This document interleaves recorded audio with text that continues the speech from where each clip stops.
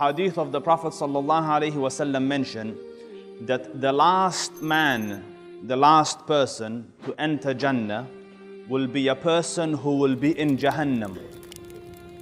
And may Allah Rabbul Izzah protect me and you from Jahannam. Say Ameen, Muslims. So this man, the hadith says, will walk a step and fall a step, and the fire burn him a step. So he's in calamity.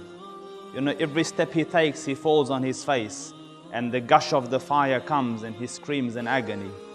So he says, Ya Rabb, release me from this. Free me from this fire. For its flames have burnt me and its fumes suffocate me. And he complains to Allah Rabbul Izzah. So the Lord of mercy and honor tells him, "This is my servant. If I release you from the fire, do you promise not to ask for anything more?" So he says, "Bi'izzatik ya Rabb, by your honor ya Rabb, I swear, you take me out of here, I won't ask for another thing." So the Dhul Arsh al-Majid and Fa'alul lima yurid takes him out of Jahannam. And when he comes out of it, he looks back towards it and he says, "Glory be to the one that saved me from this. Not another person from the awwaleen or the akhirin is more honored than me." You see, because of where he was, in comparison, this is heaven. So in his mind, there is nothing more, no one is more favored than him. So he comes outside Jahannam.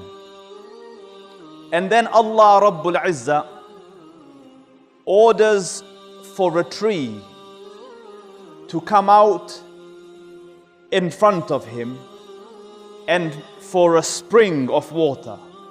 So he's at the gates of Jahannam and he sees water.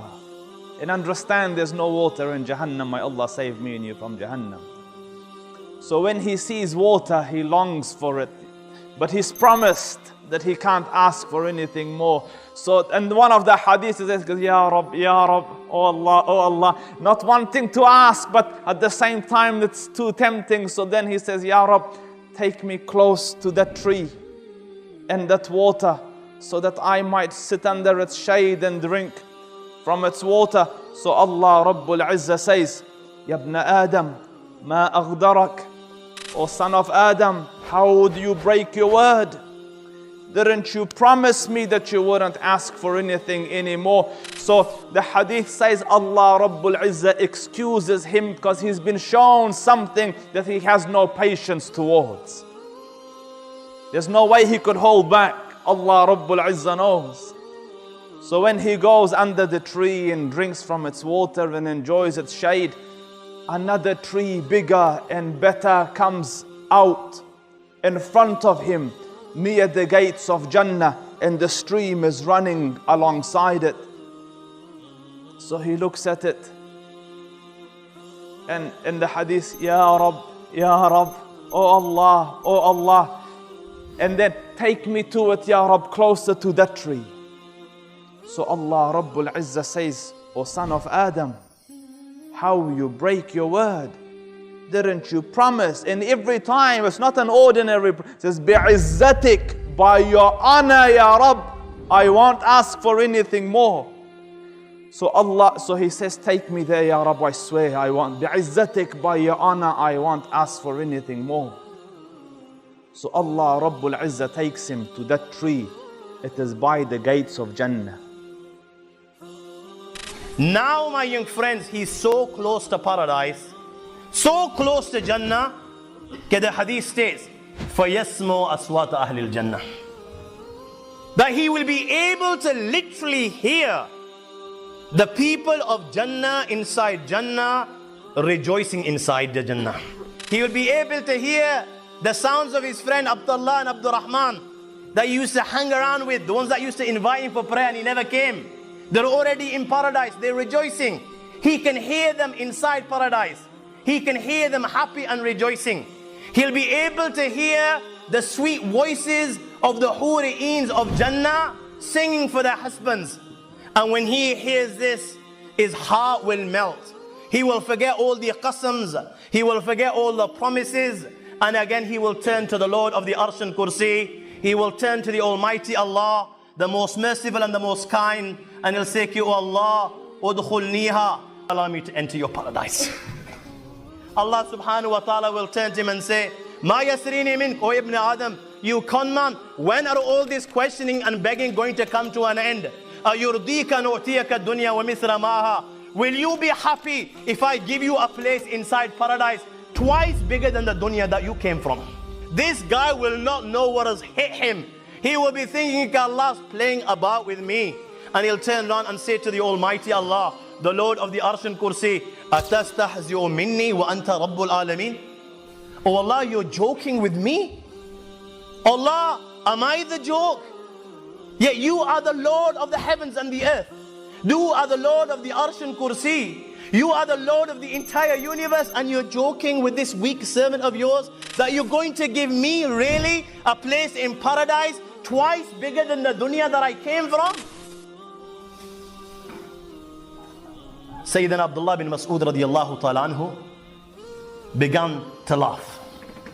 He began to laugh. Who was narrating this hadith, he began to laugh. And those that were sitting in front of him, he said to them, "Ala tas'aluni mimma adhak?" Do you not ask me as to why I'm laughing? So they said to Abdullah bin Mas'ud, "Why are you laughing?" He said, "Because Rasulullah sallallahu alayhi wa sallam, when he was relating this hadith, this is when Rasulullah sallallahu alayhi wa sallam also began to laugh." And we, the companions of Rasulullah sallallahu alayhi wa sallam, asked Nabi Kareem sallallahu alayhi wa sallam, "Ya Rasulullah, what makes you laugh?" And Rasulullah sallallahu alayhi wa sallam said, "Min dhihki rabbil alameen." That the Lord of the Arsh and Kursi began to laugh when this mamuli, this weak servant of his, is saying to the Lord of the universe, "Atastahzi'u minni wa anta rabbul alameen."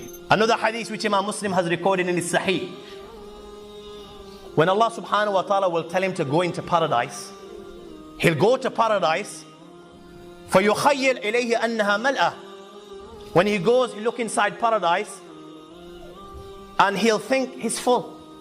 To him, it will seem as if it's full, and he will come back to Allah subhanahu wa ta'ala and say, "Allah, you told me to go paradise, but there's no space for little me." Allah will say, "Get to paradise." So he's gone again, and he's opened the door. I guess it must have been an inferiority complex type thing. When you gatherings like this, you see 30, 40 people, everyone feels ashamed. So he's gone in again, and again it seemed that it's full. So he's come back, "Allah, you're telling me to go inside paradise, but there's no place for me." Allah subhanahu wa ta'ala will say to him, "No place for you? Let me tell you how much place there is for you. For you, there is place in paradise 10 times bigger than the dunya that you have come from. 10 times bigger than the dunya that is come from. This is for the lowest of the jannatis.